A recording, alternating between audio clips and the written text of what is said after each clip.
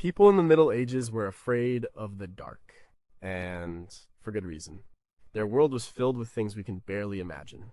No streetlights, no police force on call, just the moon, a torch, and whatever was rustling in the woods. But their biggest fears were not always of the living. They were terrified of the dead. Not wispy, see-through spirits. Their ghosts were different. They were solid. They were corpses that got up and walked around. They stank of the grave. Sometimes they came back to warn their families. Sometimes they came back for revenge. And sometimes they just came back because they were not finished with the world of the living. Why were their ghosts so physical? What did they want from the people they left behind? Medieval, people didn't just tell these stories for fun. These tales were warnings. They were news reports. They were theological lessons. As a ghost story could explain why a plague started, why a family was cursed, or why you should always confess your sins before you die. We have forgotten most of these stories.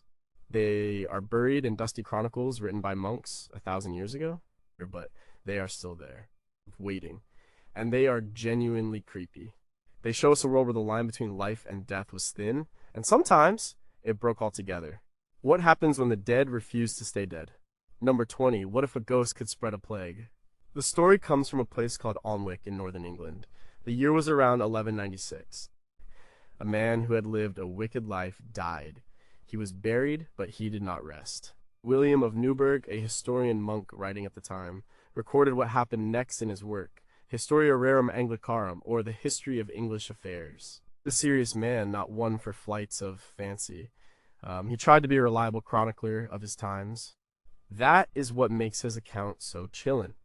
He reported this not as a fairy tale, but as a factual event.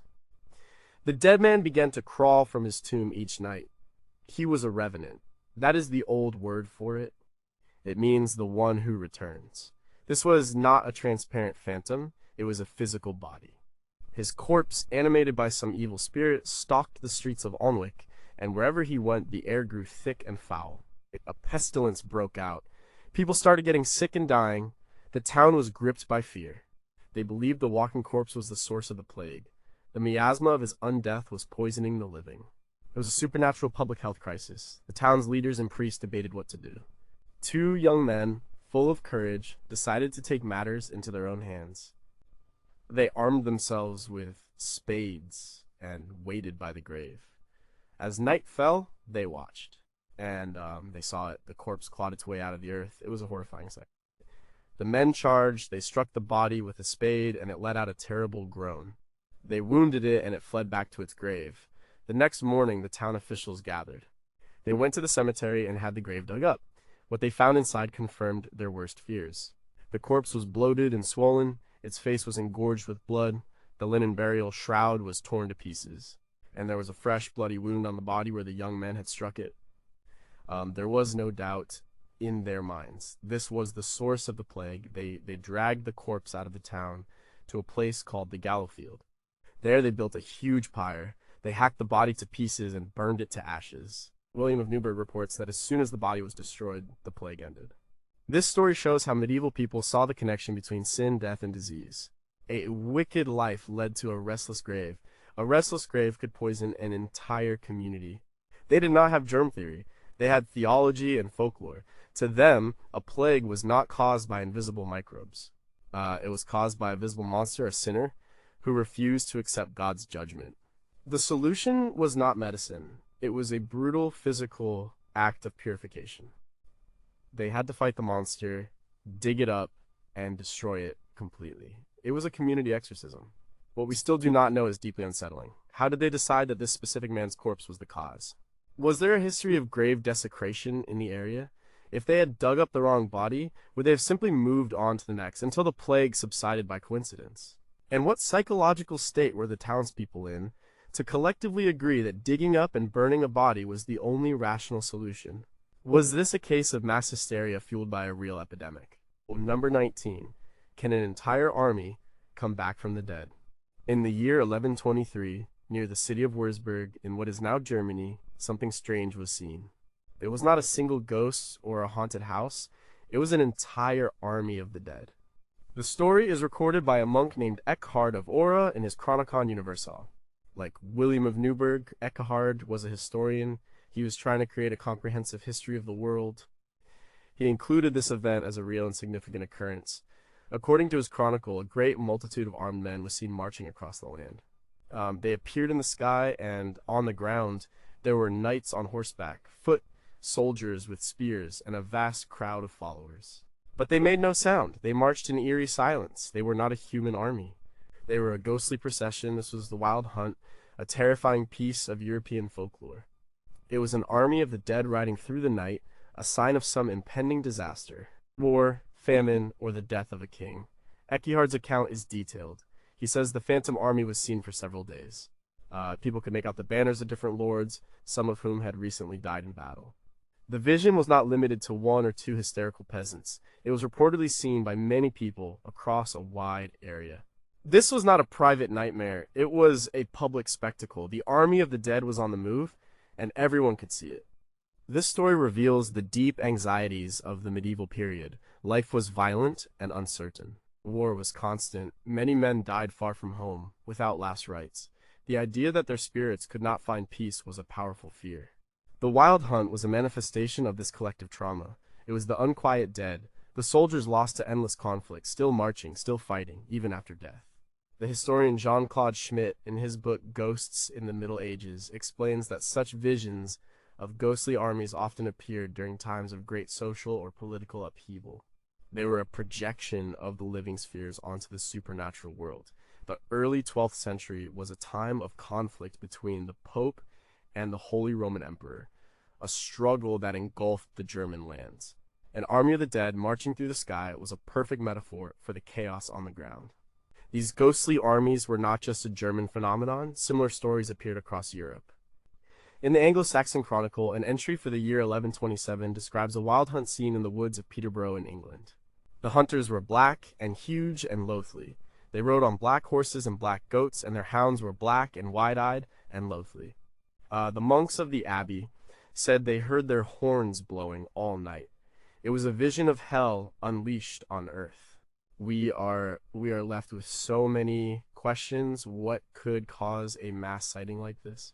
Was it an atmospheric phenomenon like a Fata Morgana that people interpreted through the lens of their folklore?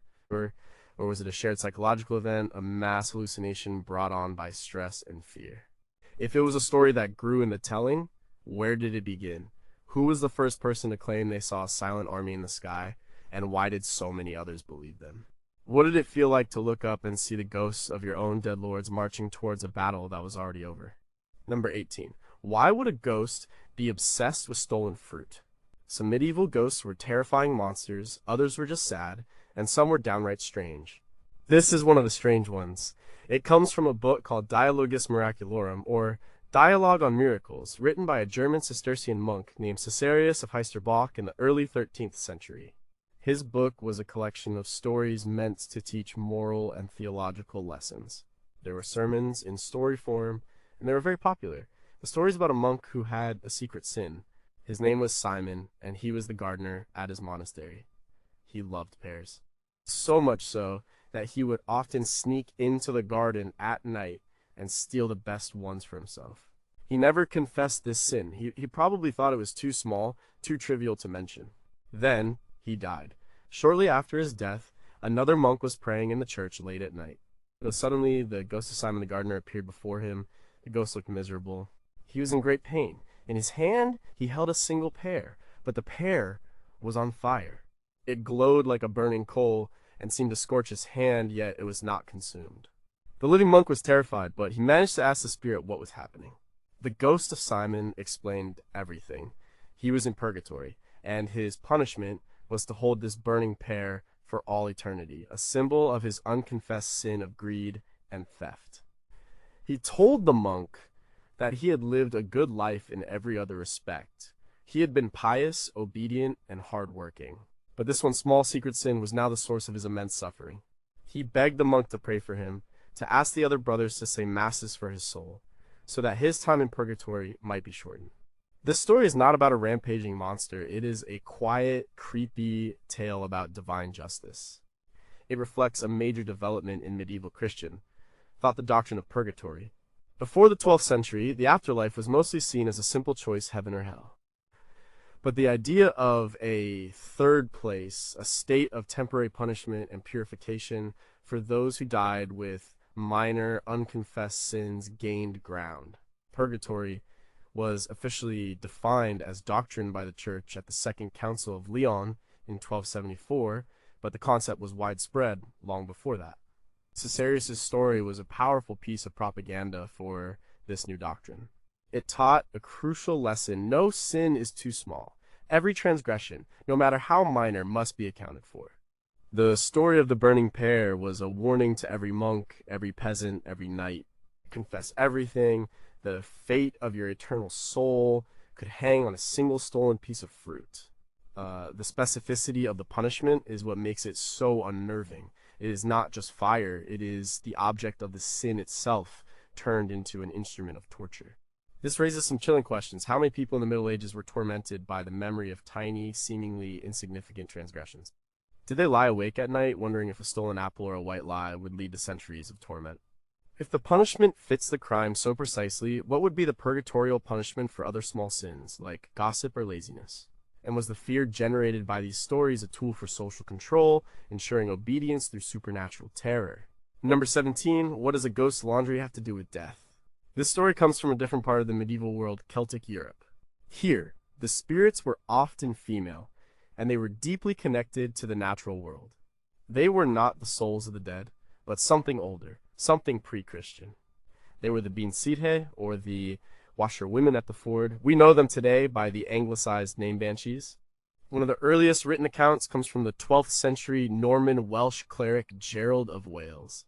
In his Topographia Hibernica, a description of Ireland, he wrote about the strange spirits and omens of the land. He described seeing women by the water, washing bloody clothes. They were weeping and wailing as they worked. This was not a normal sight.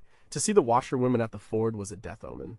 The bloody clothes they were washing belonged to the person who was about to die. If you saw them washing your own armor or your own shirt, your time was up. These were not helpful spirits. They were terrifying harbingers of doom. They did not cause the death, but they foresaw it, and their presence confirmed that it was unavoidable. In some stories, a brave hero might approach them and ask whose clothes they were washing. They might answer, but, the knowledge would be a curse. The hero would know the name of the next person to fall in battle, or he might even hear his own name spoken. The folklorist Catherine Briggs, in her Encyclopedia of Fairies, explains that the washerwomen were often seen as ancestral spirits attached to specific noble families. Each great Irish or Scottish clan had its own banshee. Her cry, a piercing shriek of grief, would signal a death in the family. She was a liminal figure, existing on the boundary between the natural world and the other world, the world of the living and the world of the dead. The ford, a shallow river crossing, was itself a liminal place, a point of transition. It was the perfect place to encounter a messenger from beyond. The image is powerfully creepy. Imagine being a soldier on your way to a battle. You stop for water at a stream. And there, in the gray light of dawn, you see 3 old women, their arms red to the elbow, scrubbing a bloody tunic in the cold water. It is your tunic. They look up at you with ancient, sorrowful eyes. They do not speak. They just continue their grim work. There would be no escape. Your fate was literally being washed in front of your eyes. This was not a ghost seeking something. This was a supernatural entity performing a task that sealed a person's fate. And it was a vision of inescapable destiny. So many questions remain about these figures. Are they the remnants of ancient Celtic goddesses reduced to folk spirits after the arrival of Christianity? What is the connection between washing, water, and death that appears in so many cultures? If a person saw the washerwomen and simply turned around and went home, could they cheat fate? Or would death find them in some other way, an accident or a sudden sickness? And why were they always women? What does that say about the roles women played in mourning and funerary rites in these societies? Number 16, could you get a divorce because your wife was a ghost? Medieval life was full of legal and religious rules. Marriage was a sacrament, a bond for life. But what if your spouse was not entirely human? This bizarre question lies at the heart of a story told by the 12th century English writer Walter Map in his collection of court gossip and strange tales, De Nugis Curialium, or Trifles of the Courtiers. The story is about a knight named Henno with the Teeth. He lived in the marches of Wales. One day he met a beautiful, noble lady in a forest. She was mysterious and silent. He fell in love instantly and married her. They had children and lived happily for many years. But there was one strange condition to their marriage. His wife could not be forced to attend Mass. Specifically, she could not witness the consecration of the host, the moment when the bread and wine are believed to become the body and blood of Christ. For years, Henno respected her wishes, but his mother grew suspicious. She nagged him constantly, telling him that his wife's avoidance of the sacrament was unnatural and sinister. Finally, Henno gave in. He and his knights physically dragged his wife to the church. She resisted, she wept, she begged, but they forced her inside. As the priest raised the consecrated host during the Mass, she let out a terrible shriek. Then, she simply vanished. She flew through the roof of the church, leaving behind her 2 children. She was never seen again. The story gets even stranger. Henno was left in a legal and theological limbo. Was he married? Was he a widower? His wife had not died, she had just disappeared. The case was brought before the bishop. The central question was whether Henno's wife had been a human woman or a demon, a succubus in human form. If she was a demon, the marriage was never valid in the first place, and Henno was free to remarry. If she was a human woman who had been spirited away by supernatural forces, he was still technically married. This tale is part of a larger European folklore tradition of fairy bride or supernatural wife stories. The scholar Nancy Cacciola discusses these tales in her book Discerning Spirits. They often involve a man marrying a beautiful, otherworldly woman, a fairy, a mermaid, a spirit who has a taboo or a prohibition. When the man inevitably breaks the taboo, the wife vanishes back to her own world. Walter Mapp's version gives this folk tale a distinctly medieval Christian twist. The test of the wife's true nature is not a folk taboo, but the central ritual of the Christian faith. Her inability to withstand the presence of Christ's body proves she is a creature of darkness. The story highlights the medieval fear of the unknown and the demonic. The world was full of beautiful illusions that could lead a good Christian astray. A beautiful wife could be a devil in disguise, sent to damn a man's soul. The church was the ultimate testing ground. Its sacraments could expose the true nature of things and shatter the devil's illusions. What happened to the children? Were they considered half demon? Did they have souls? The story doesn't say. And what was the final legal ruling? Walter Mapp presents it as a famous case, but the outcome is left ambiguous. Could a man today use a similar argument in a court of law? What if he claimed his spouse was a supernatural entity? And what does it say about a society when the fear of a demonic marriage is a genuine topic of legal and religious debate? Number 15. What if a ghost demanded a new pair of shoes? Most ghosts in medieval stories come back for big reasons, revenge, a warning of doom, or to beg for prayers to escape purgatory.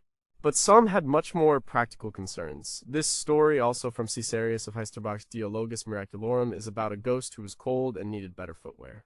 The story concerns a knight who had recently died. He had been a wealthy and powerful man, but not a particularly generous one. He was buried, as was the custom for his rank, in a fine tomb, wearing his best clothes and a new pair of boots. A few nights after, the funeral, a poor man was walking past, the churchyard. To his astonishment, he saw the dead knight sitting on his own tomb. The knight looked cold and miserable. The poor man was terrified, but the knight spoke to him in a sad voice. He was not there to harm anyone. He was there because he was suffering. He explained that he was in purgatory for his sins. But he also had a very specific earthly problem. The new boots he had been buried in were too tight. They were pinching his feet, causing him constant nagging pain on top of his spiritual torment. He had another pair of old, comfortable, worn-out shoes back at his castle. He begged the poor man to go to his widow, ask her for the old shoes, and exchange them for the new boots in his coffin. The poor man, probably thinking this was some kind of trick, was hesitant, but the knight insisted. The man went to the castle and told the widow the strange story. She was skeptical, but decided to humor him. She gave him the old shoes. The man returned to the churchyard where the knight's ghost was still waiting. With the ghost's permission, he opened the tomb, removed the fancy new boots, and replaced them with the comfortable old shoes. The ghost of the knight sighed with relief, thanked the poor man, and vanished. He was never seen again. The poor man, for his trouble, got to keep the expensive new boots. This story is a perfect example of the medieval belief in the physicality of the afterlife. The soul in purgatory could still feel physical discomfort. The things a person was buried with mattered. This belief had real-world consequences. It influenced burial practices.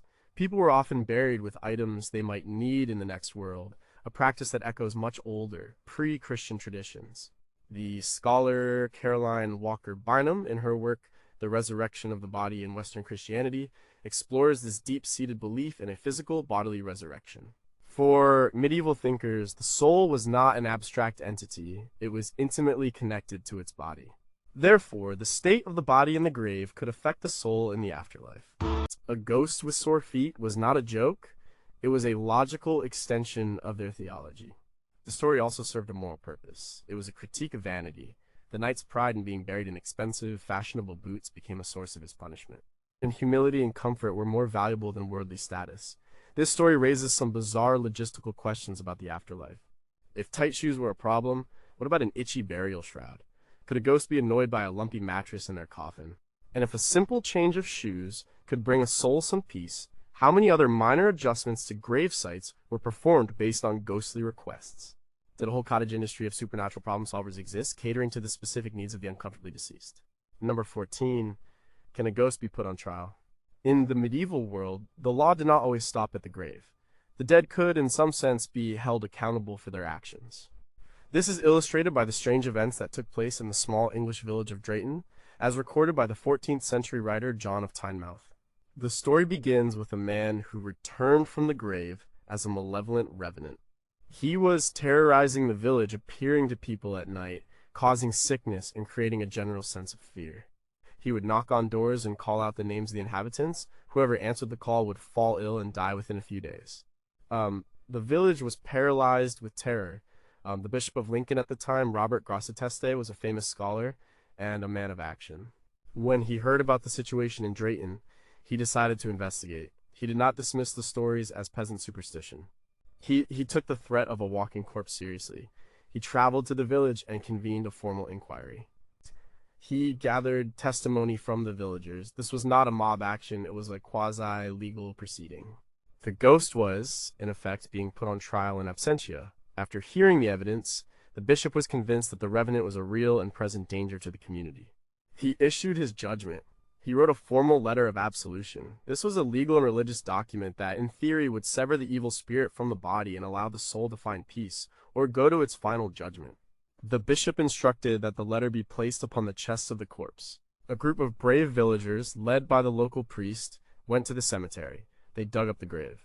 The body was, as in many of these stories, found to be uncorrupted. They placed the bishop's letter of absolution on its chest and reburied it. According to the chronicle, the ghost was never seen again. The haunting stopped, and peace returned to Drayton. This event shows the power and authority of the church in the medieval world. It was not just a spiritual guide, it was a practical force that dealt with supernatural threats. The bishop acted as a judge, an exorcist, and a protector of his flock. His weapon was not a sword or a stake, but a legal document, a piece of parchment and ink, empowered by the authority of God. Historian Richard Kieckeffer, in his book Magic in the Middle Ages, notes that the line between religion, magic, and law was often blurry. The bishop's actions in Drayton could be seen as a form of high magic, a ritual performed by an authorized practitioner to control a supernatural entity. It was a bureaucratic exorcism. Instead of incantations, he used a letter. The process of gathering testimony and issuing a formal writ was a way of imposing order and rationality on a terrifying and chaotic situation. What exactly was written in that letter of absolution? Was it a standard legal formula, or was it a specific text crafted for dealing with the undead? If the letter had not worked, what would the bishop's next step have been? And what does it mean for a society's legal system when a corpse can be the subject of a formal inquiry and judgment? Could a ghost, in theory, have a legal defense? Number 13. What happens when a demon pretends to be a ghost?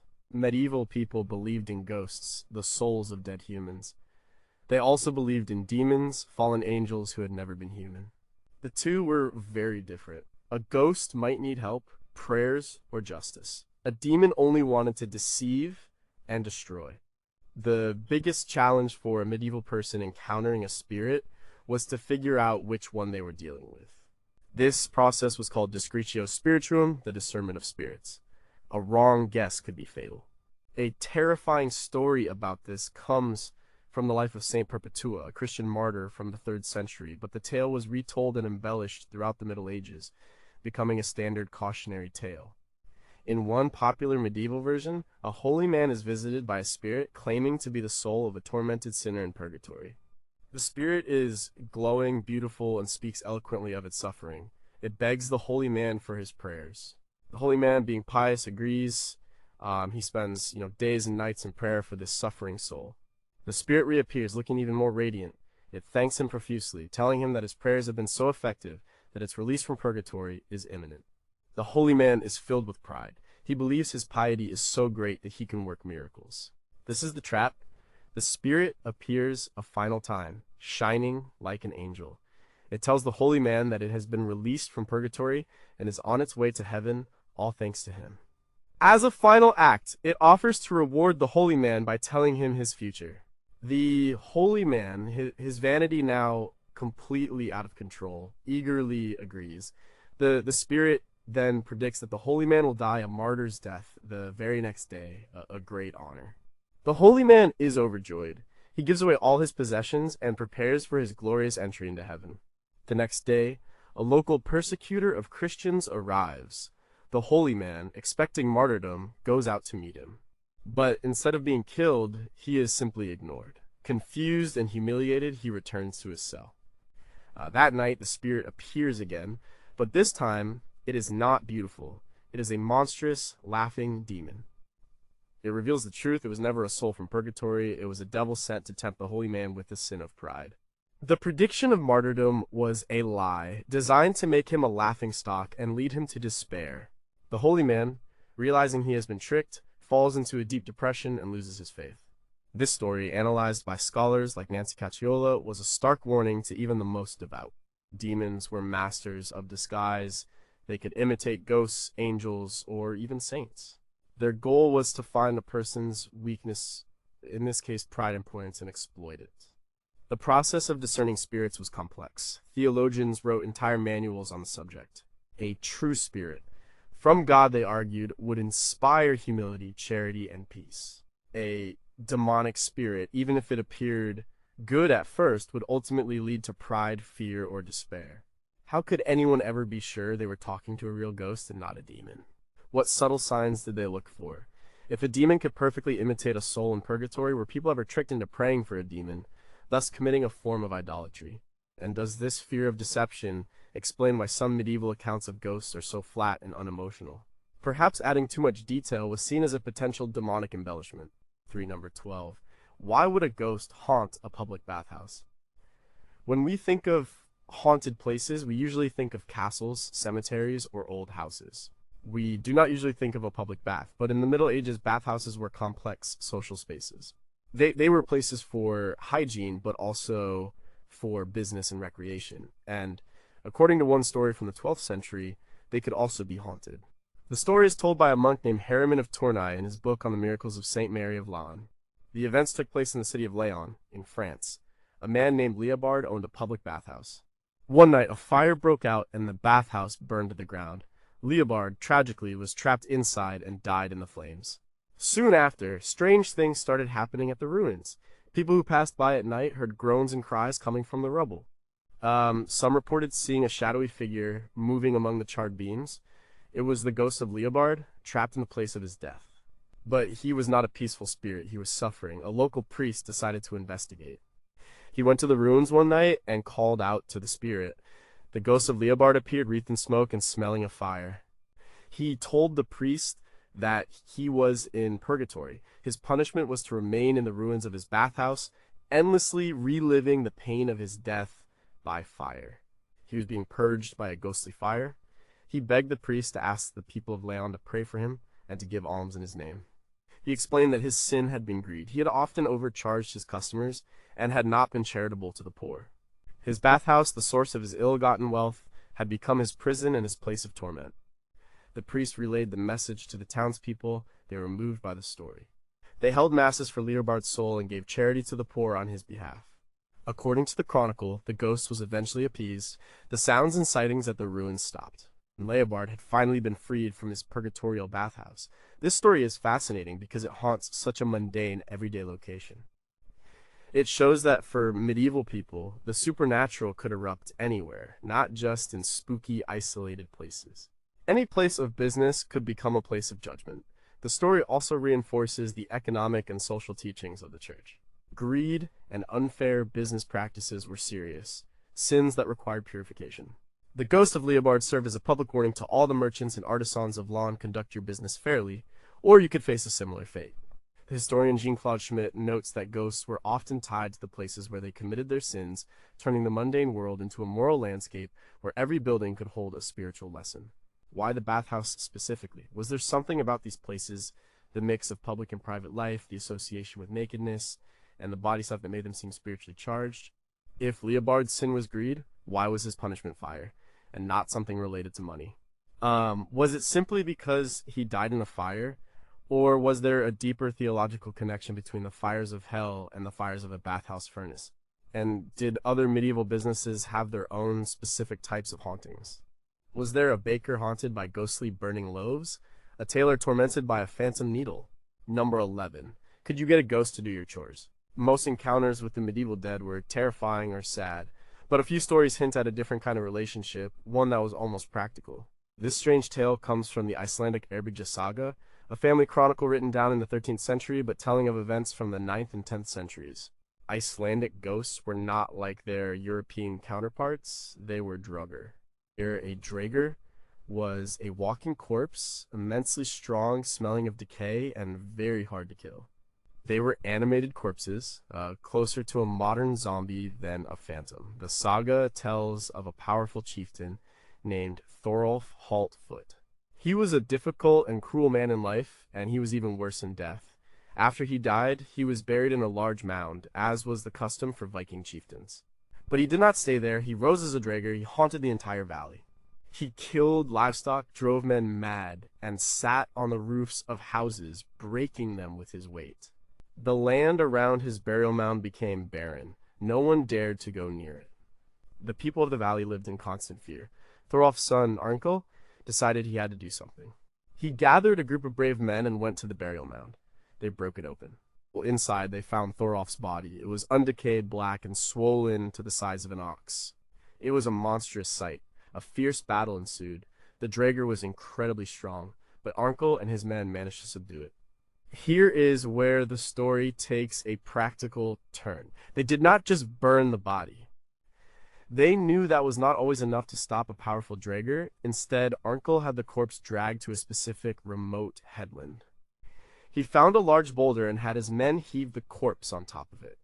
He then declared that the drager was now bound to this spot. He was essentially giving the ghost a job to haunt this useless piece of rock, far away from the valuable farmland and the homes of the living. He was not destroying the ghost, he was relocating it and containing it. He turned a malevolent, destructive force into a stationary, harmless landmark.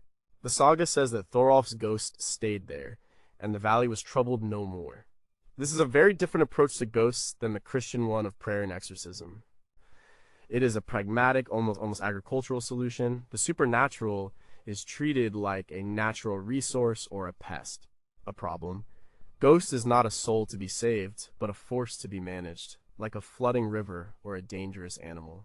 The scholar Armin Jakobsen has written extensively on the nature of the drager, highlighting its role as a physical threat that requires a physical solution.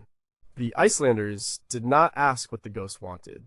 They asked how they could control it and put it somewhere it could do no harm. The story of Thorolf Haltfoot is a glimpse into a pre-Christian Northern European worldview. In this world, the dead were a physical part of the landscape. They had to be dealt with, managed, and sometimes put to work, even if that work was just haunting a rock for eternity. Did this method of re-signing a ghost actually work, or was it a story told to give people a sense of control over the terrifying and uncontrollable? Were there other ghosts with jobs? A spirit assigned to guard a bridge, or a drager tasked with scaring birds away from crops? What kind of ritual or legal formula did Arnkel use to bind his father's ghost to the rock? Was it a simple declaration or a complex magical rite that the saga does not describe? And what did it feel like to be Arnkel, wrestling with the bloated corpse of your own father? Number 10. What if you had to share a bed with a corpse? Life in the Middle Ages was often crowded. People lived in small houses, often with multiple family members sharing a single room, or even a single bed. Privacy was a luxury. But what if your unwanted bedfellow was not just a snoring relative, but a cold, dead body? This story comes from another Icelandic saga, the Grettir's Saga. It features one of the most famous droger in all of Norse literature, Glam. A farmer named Thorhall needed a shepherd for his remote and deeply haunted farmstead. No one would take the job. A previous shepherd had vanished, and another had been found dead, his body broken. Finally, a huge, grim-looking Swede named Glam, a man who feared nothing and did not believe in Christianity, took the position.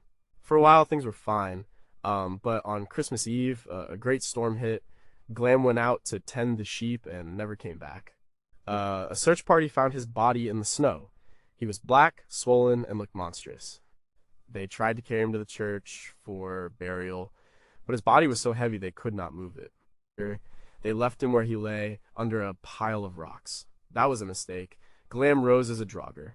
He was more powerful and more terrifying than any ghost that had come before. He rode the rooftops of the farm buildings until they collapsed. He killed livestock with his bare hands. He hunted down and killed the new shepherd. His spectral howls drove people insane. Soon, the entire farm was abandoned. No one dared to live there.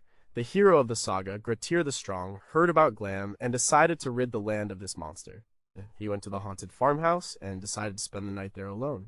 He lay down on a bench in the main hall and pulled a fur cloak over himself, waiting. Late in the night, he heard a tremendous noise. The roof of the hall was being torn apart. Then, a massive head with huge, staring eyes peered down through the hole. It was Glam. The draugr came into the hall. He saw the lump under the cloak and tried to pull it off. Grettir held on tight. A terrible tug-of-war began. The two were evenly matched in strength. They wrestled across the hall, smashing every piece of furniture. The fight was so violent that the very foundations of the house shook. Finally, Grettir managed to trip the draugr, and they both fell, with Grettir on top. At that moment, the clouds outside parted, and the full moon shone into the hall, right onto Glam's face. Grettir looked into the draugr's eyes. The saga says that this was the single most terrifying sight he ever saw in his life. The sheer malice and otherworldly horror in Glam's stare filled Grettir with a dread so deep that it changed him forever. He was paralyzed with fear. Glam, seeing his chance, spoke a curse. He told Grettir that from that day on he would always see those eyes in the dark. He would become an outlaw. His strength would bring him no joy, and he would always be alone. Grettir, in a final surge of rage, drew his sword and cut off the draugr's head. He then burned the body to ashes. The haunting was over, but the curse held true. For the rest of his life, Grettir was terrified of the dark, an outcast haunted by the memory of a dead man's eyes. This is more than a ghost story, it is a psychological horror story. The real damage Glam inflicted was not physical, but mental. What exactly did Grettir see in those eyes? Was it just a dead face, or was it a glimpse into some kind of cosmic evil? You know, if a ghost curse can be so powerful, does that mean the dead have real power over the living beyond just physical threats? And how many people in the Middle Ages who suffered from what we would now call PTSD attributed their condition to a ghostly curse? Well, number 9, can a ghost be a legal witness? The medieval legal system relied heavily on witnesses and oaths, but what if the only witness to a crime was the victim, and the victim was dead? A fascinating story from 12th century Denmark, recorded by the historian Saxo Grammaticus in his Gesta Danorum Deeds of the Danes, suggests that even the dead could bear witness. The story is about a man named Asmund who had a sworn blood brother named Aswid. They made a solemn pact that if one of them died, the other would be buried alive with him. It was a testament to their unbreakable bond. Soon after, Aswid fell ill and died. Asmund, true to his oath, allowed himself to be sealed inside the burial mound with his friend's body, along with his horse and his dog. A few years later, a group of Swedish soldiers passed by the burial mound. Knowing that Viking chieftains were often buried with treasure, they decided to plunder the tomb. They dug their way in. What they found was a scene from a nightmare. The tomb was a blood-soaked charnel house. Inside, they found Asmund, his face torn and mutilated, but very much alive. He was locked in a life-or-death struggle with the reanimated corpse of Aswad. Asmund explained what had happened. Shortly after being sealed in the tomb, his dead friend had risen as a revenant. It had killed and eaten the horse and the dog. Then it had turned on Asmund. For years he had been trapped in the dark, fighting off the flesh-eating corpse of his best friend. He had finally managed to subdue the monster, cut off its head, and stake its body to the ground. The Swedes, horrified, helped him out of the tomb. Asmund had survived, but his ordeal was not over. He had been accused of some crime before his death. He needed to clear his name. According to a version of the story that circulated in the later Middle Ages, Asmund brought the severed head of the revenant to the legal assembly, the Thing. He presented the head as a witness. He argued that his survival of this supernatural ordeal was proof of his innocence. A man who had battled the undead in his own grave, and one must be favored by the gods, or by God. For his testimony, backed by the gruesome evidence of the severed head, was accepted.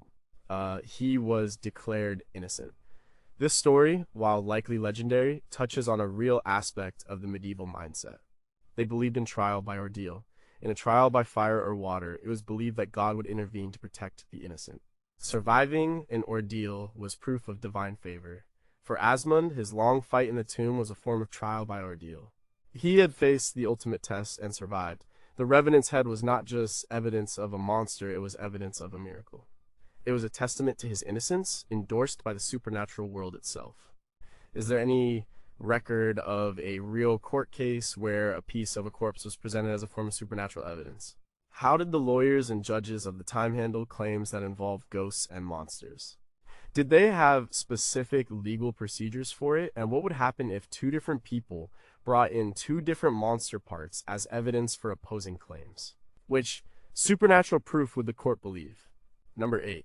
What if a ghost just wanted to chat? Not all medieval ghosts were terrifying or tormented. Some seem to have returned for reasons that are harder to pin down. Sometimes they just seemed lonely. This strange and detailed account comes from a 13th century Cistercian monk in England, the Monk of Byland.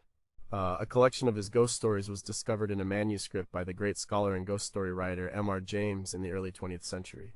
The stories are presented as factual accounts of local events. One story tells of a tailor named Snowball who was traveling near Byland Abbey. He was accosted on the road by a spirit, but the spirit did not attack him. It just started talking to him. It looked like a horse at first, then a spinning bale of hay, and finally it took the form of a man. The spirit, who identified himself as a former canon of a nearby priory, seemed desperate for conversation. He confessed a long list of sins to the tailor he had given away church property. He had been involved with a woman, and he had stolen some silver spoons. He was now in purgatory and needed prayers. But he did not just state his business and leave. He lingered. He answered the tailor's questions. The tailor, once he got over his fear, became quite curious. He asked the ghost a whole series of theological questions. What is purgatory like?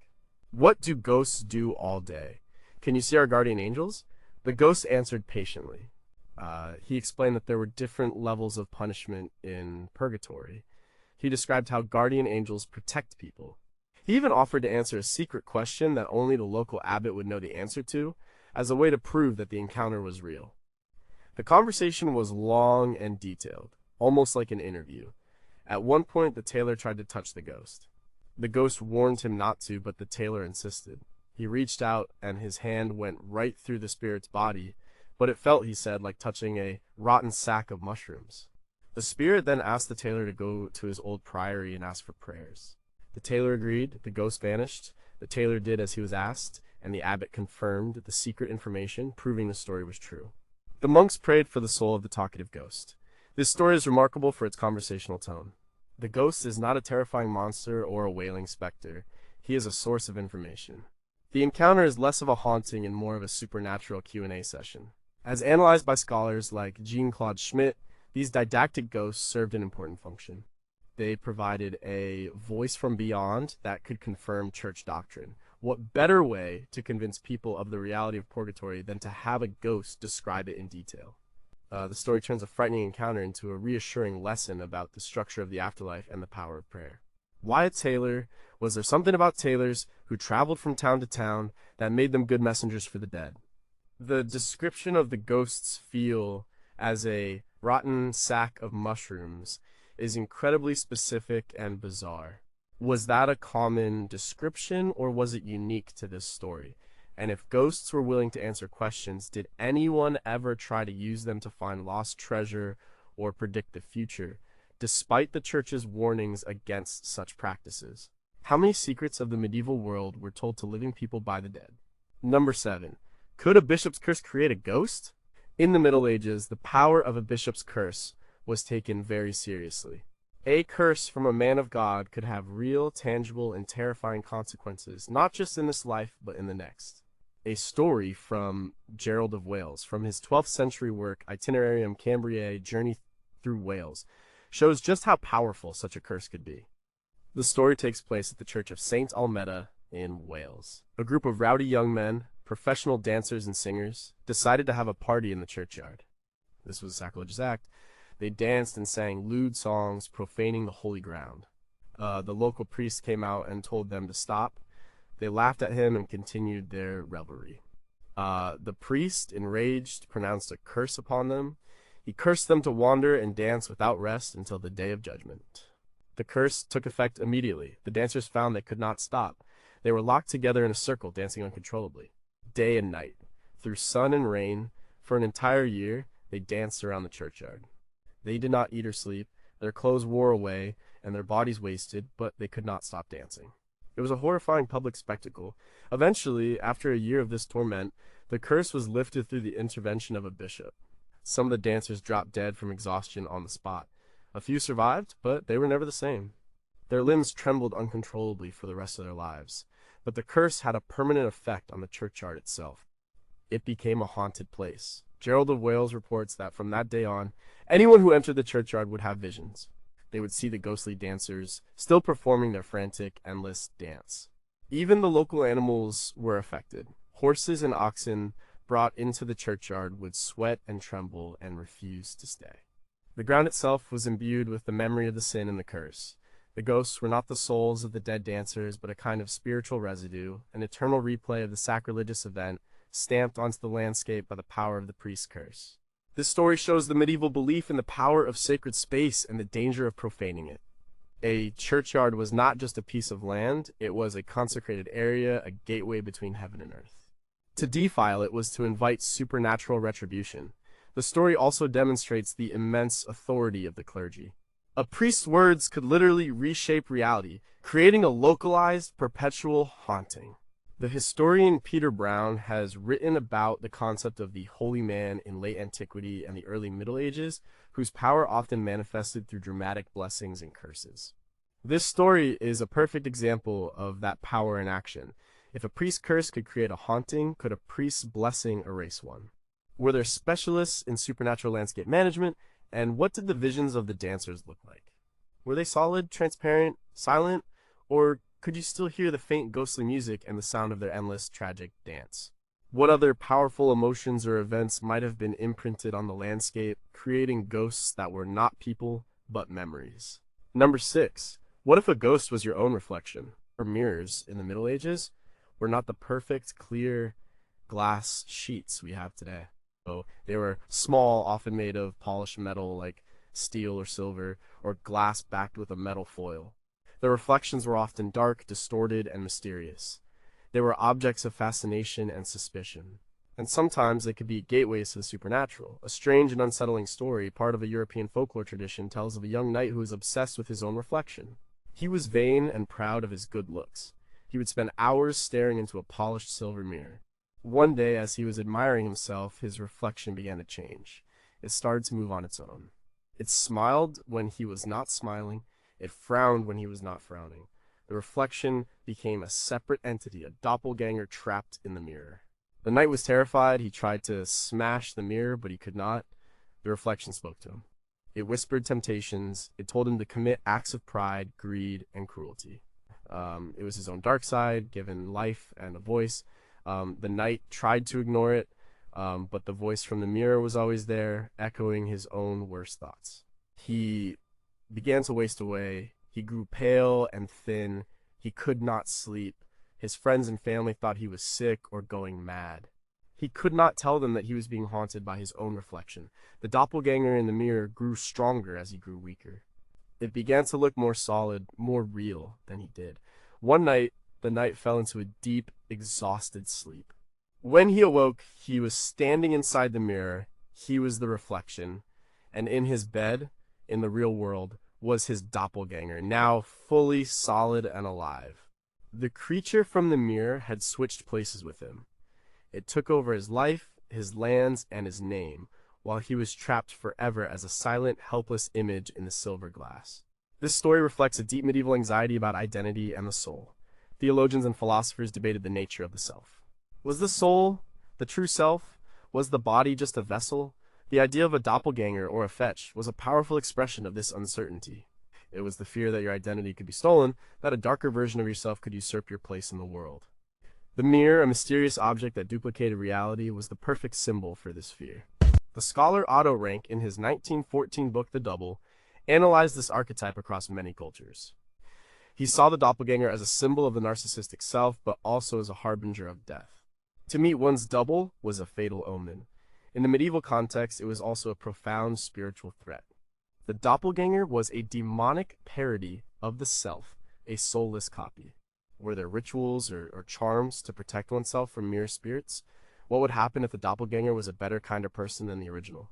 Would anyone notice the switch? And if you were trapped in the mirror, could you communicate? Could you tap on the glass? Or would you be forced to silently mimic the movements of the creature who had stolen your life for all eternity? Number 5. Could a ghost's touch leave a mark? Many ghost stories, both medieval and modern, debate whether ghosts are tangible. Can they touch you? Can they move objects? A number of medieval stories insisted that they could, and that their touch could leave a permanent physical mark. These stories were often used as proof of the reality of the spiritual world. One of the most famous accounts of a ghostly touch comes from the late 14th century, concerning the spirit of a man named Guido de Corvo. The story was widely circulated and appears in several chronicles. Guido appeared to his widow after his death. He was in purgatory for various sins, including his failure to return a tithe he owed to the church. He begged her to have masses said for his soul and to pay his debt. His widow was a practical woman. She was not sure if she was seeing a real spirit or having a demonic hallucination.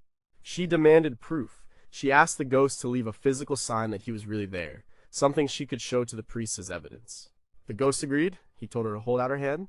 She hesitated, but she did it. The ghost then placed his hand on top of hers. It was not a cold touch. It was a searing, burning pain, as if a hot iron had been pressed into her flesh. She screamed. The ghost vanished. And there, on the back of her hand, was a perfect, burned handprint. The mark was indelible. It never faded for the rest of her life. The widow went to the church officials. The burned handprint was undeniable proof. The priests were convinced. They said the masses, she paid the debt, and the ghost of Guido de Corvo was never seen again.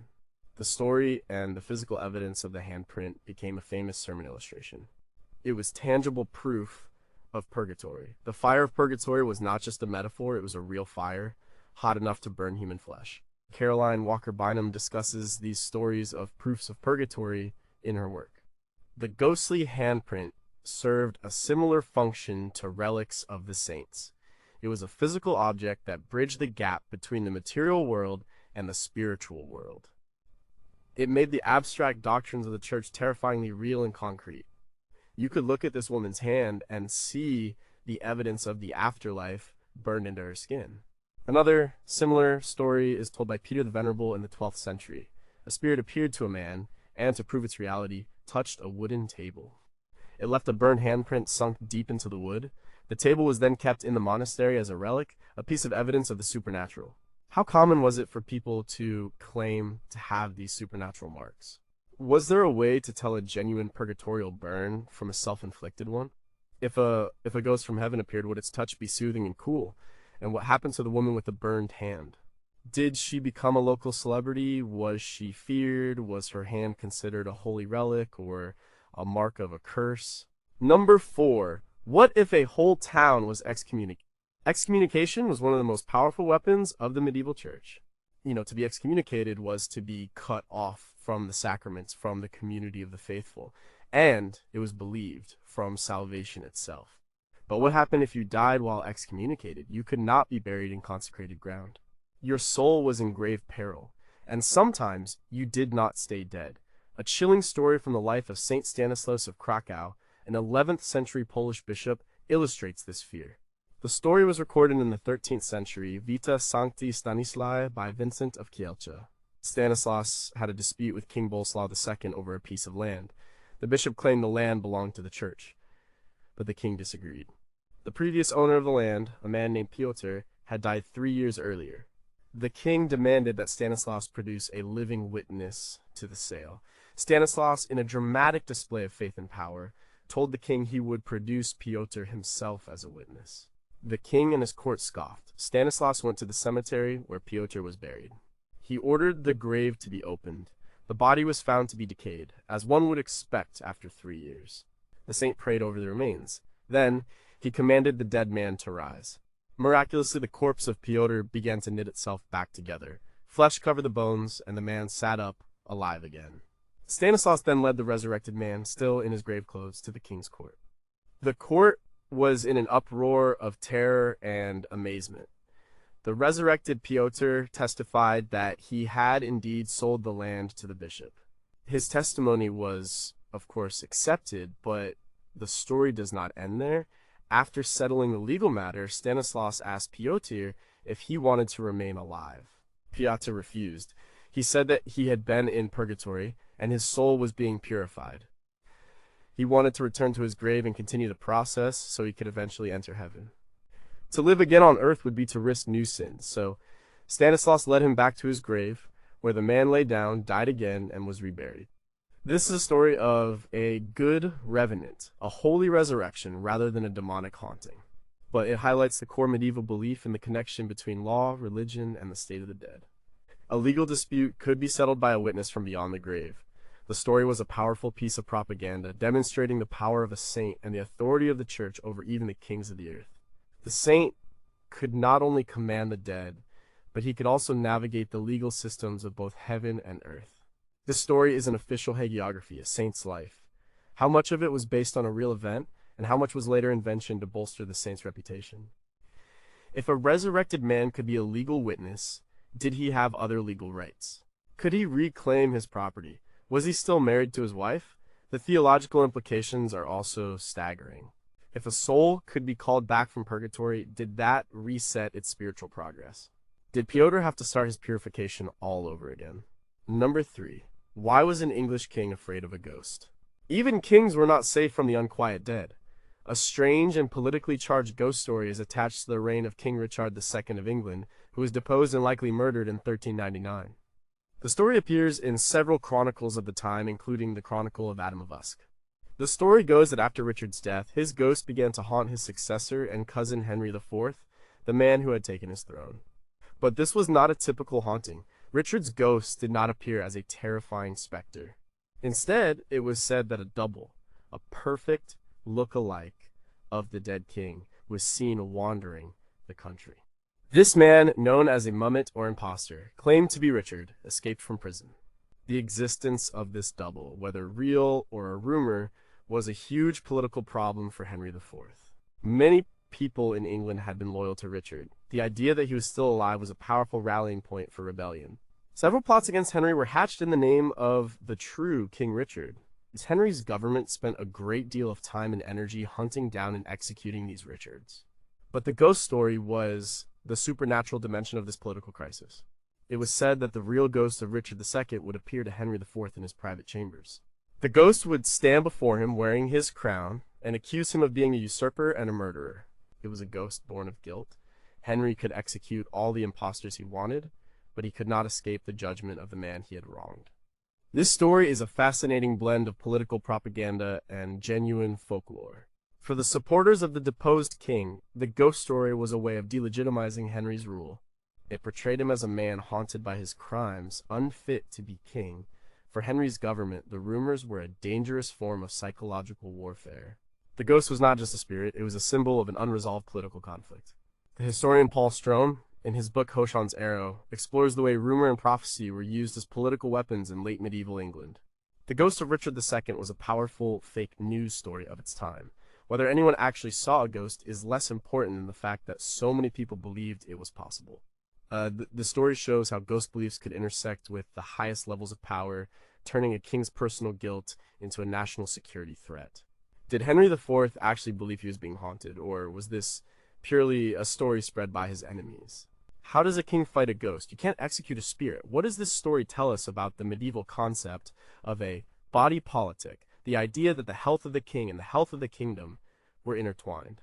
If the king was spiritually sick with guilt, was the whole country considered to be in peril?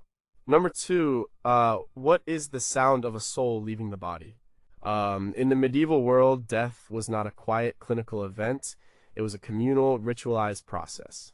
The good death was one where the dying person was surrounded by family and a priest, had confessed their sins, and received the last rites. But what happened at the exact moment of death? What was the transition from life to afterlife actually like? A story from the life of Saint Benedict, written by Pope Gregory the Great in the 6th century, but hugely influential throughout the entire Middle Ages, offers a strange and vivid answer. Saint Benedict had a twin sister named Scholastica who was also dedicated to a religious life. They would meet once a year to talk about spiritual matters. At their last meeting, Scholastica, knowing she was near death, begged her brother to stay and talk with her through the night. Benedict, bound by the strict rules of his monastery, refused. Scholastica prayed to God that her brother would be forced to stay. Instantly, a violent thunderstorm erupted, so severe that Benedict and his monks could not possibly travel. He was forced to stay, and he and his sister spent the whole night in deep spiritual conversation. 3 days later, Benedict was praying in his cell. He looked up towards the sky, and he saw something extraordinary. He saw the soul of his sister Scholastica leaving her body and ascending to heaven. But he did not see it as a vague, misty shape. Gregory the Great writes that Benedict saw her soul in the form of a white dove flying straight up into the heavens. It was a beautiful, peaceful, and tangible vision of a soul's journey. But not all souls were so lucky. Other medieval accounts describe the moment of death in much more terrifying terms. And it was believed that at the moment of death, both angels and demons would gather around the deathbed to fight for the departing soul. The 15th century book Ars Moriendi, or The Art of Dying, contains woodcut illustrations of this very scene. A man lies dying in his bed, and all around him, monstrous demons are tempting him one last time, whispering thoughts of pride, despair, and greed. On the other side of the bed, angels and saints are urging him to keep the faith. The sounds of this struggle were sometimes said to be audible. The medieval Welsh story collection, the Mabinogion, describes a hero's death where a terrible screaming is heard, which is said to be the demons of Annen, the Welsh otherworld, fighting for his soul. The sound of death was not a peaceful silence, but the noise of a cosmic battle, happening right there in the bedroom. These stories reveal a deep concern with the liminal moment of death itself. It was the most important moment in a person's life, the final exam for their soul. The vision of the dove and the sound of the demons are two sides of the same coin. They are attempts to describe the indescribable, to give shape and sound to the mystery of what happens when we die. Did different types of people have different soul forms? A saint's soul might be a dove, but what about a warrior's? Or a farmer's? Were there accounts of people hearing the sounds of the angelic and demonic struggle and being able to tell who was winning? And what if a person died alone? Who was there to witness the soul's departure and report on its fate? Was dying alone the most terrifying prospect of all? And number one, what if hell was a real place on earth? The most terrifying ghost of all might not be a single spirit, but an entire landscape, a place so saturated with suffering and death that it becomes a permanent wound on the face of the earth. For medieval people, such places existed. They were gateways to the other world, a hell on earth. And one of the most famous was St. Patrick's Purgatory. This was a real place, an island in Lough Derg in County Donegal, Ireland. According to legend, in the 5th century, Christ showed St. Patrick a cave on this island, which was an entrance to the underworld. Anyone who spent a night in the cave would witness the torments of purgatory and hell, but if they had sufficient faith, they would be cleansed of all their sins. By the 12th century, St. Patrick's Purgatory was a famous international pilgrimage site. People came from all over Europe to face the ordeal. The most detailed account of the experience comes from a knight, possibly from Essex in England, whose journey was recorded around 1190 in a text called Tractatus de Purgatorio Sancti Patrici. The knight, named Owain, went to the island seeking forgiveness for his sins. After a period of fasting and prayer, he was led by priests to the entrance of the cave. warned him that many who entered were tormented by demons and never returned. They locked the door behind him. Inside the cave, Owain's journey began. He was met by demons who led him through a series of terrifying landscapes. He saw fields where sinners were nailed to the ground, their bodies torn by fiery dragons. He saw a river of fire filled with screaming souls. He saw a mountain of ice where people were frozen, and a stinking, sulfurous pit that was the mouth of hell itself. Throughout the ordeal, the demons tempted him, telling him to turn back, to give up his faith. But Owain held strong, praying and calling on the name of Jesus. Finally, after enduring these visions of torment, he came to a beautiful, peaceful land. It was the earthly paradise, the antechamber of heaven. Here he saw souls who had been cleansed of their sins, living in a state of blissful peace. After this vision of hope, he was led back to the cave entrance. He emerged the next morning, pale and shaken, but spiritually reborn. The story of the Knight Owain was a medieval bestseller. It was translated into many languages and circulated across Europe. It made the abstract idea of the afterlife into a concrete geographical reality. You could go to Ireland, get on a boat, and visit the entrance to purgatory. The ghosts Owain saw were not individual wandering spirits. They were an entire population, an entire society of the dead, organized into a complex system of punishment and purification.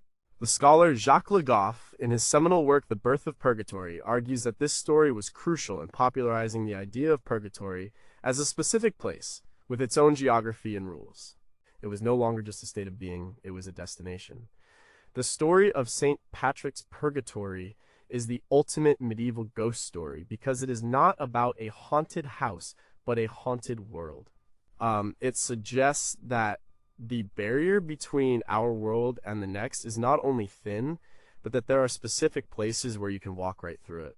What really happened to people who spent the night in that cave? Was it a natural cave system with strange echoes and drafts? Were they given hallucinogenic substances by the priest as part of the ritual? How many people who entered the cave never came out, and what was done with their bodies? And in our modern, mapped, and explored world, are there any places left that we still believe are gateways to somewhere else?